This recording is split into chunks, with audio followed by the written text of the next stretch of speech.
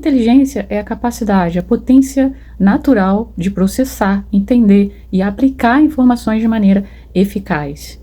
Fazer análises, montar argumentos, se comunicar bem, tudo que foi aprendido. Inteligência é, então, mecânica. Uns vão dominar bem, outros nem tanto, apesar de todos terem total capacidade para dominar essa mecânica. Intelectualidade é a capacidade de consciência da realidade e necessidade. Dentro da filosofia, o intelecto seria o nous, discutido aí por Platão e Aristóteles, a força geradora e criativa da necessidade do aproveitamento melhor da vida. Com isso, a inteligência teria uma função diferente do intelecto. E aí eu vou dar exemplos da minha experiência e por que eu faço essa distinção de inteligência e intelecto. Minha avó era analfabeta e ela, além de escrever letras ao contrário, ela inventava letras para não esquecer a ideia. Ela sabia ler, embora muito mal.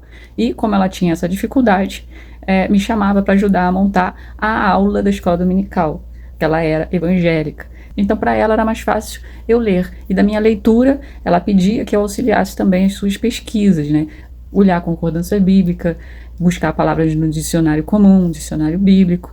Me ensinava sobre o que eu deveria considerar em uma leitura, que era o título do texto, o subtexto, o tempo histórico dos personagens, a personalidade de cada um. E depois de todo o estudo que eu participava, a aula, então, estava pronta. Tudo seria normal, se não fosse o fato de que as observações que ela me ensinou, ela não tinha aprendido de ninguém. E o nome disso era hermenêutica. A hermenêutica em si, ela só foi aprender mesmo lá com 80 anos de idade. A mesma coisa foi com meu pai. Ele era pedreiro e nunca frequentou a escola. Ele não sabia escrever nem letras e nem números. Meu pai não sabia fazer um 1 no papel.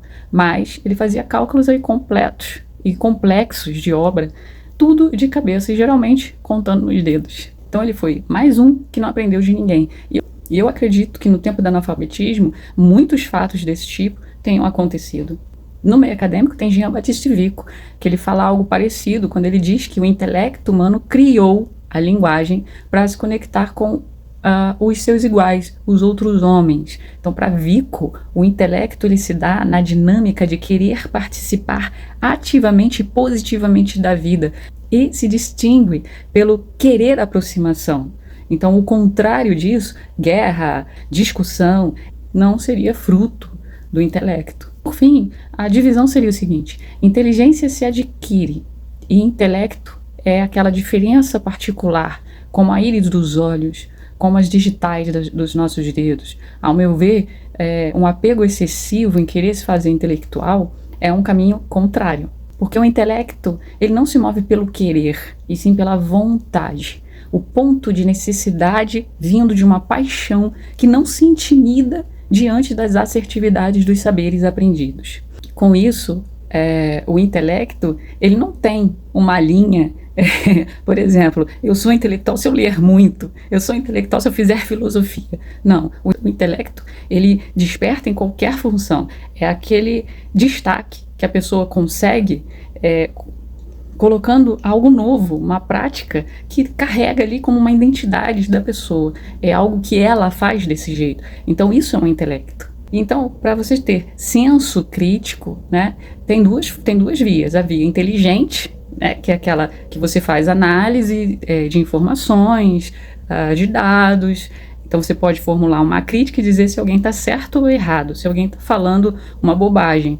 E tem a crítica pelo intelecto, que é quando eu consigo observar o que ninguém está observando, independente das informações. Inclusive, o que eu estou vendo, você não encontra informações. Então isso é fruto do meu intelecto, a vontade de querer mergulhar mais naquele assunto. Então, fica aí essa diferença. De forma alguma eu estou dizendo que outra forma de pensar está errada e que o que eu estou dizendo está certo. Tá? É só mais uma proposta dentre muitas sobre inteligência e intelecto.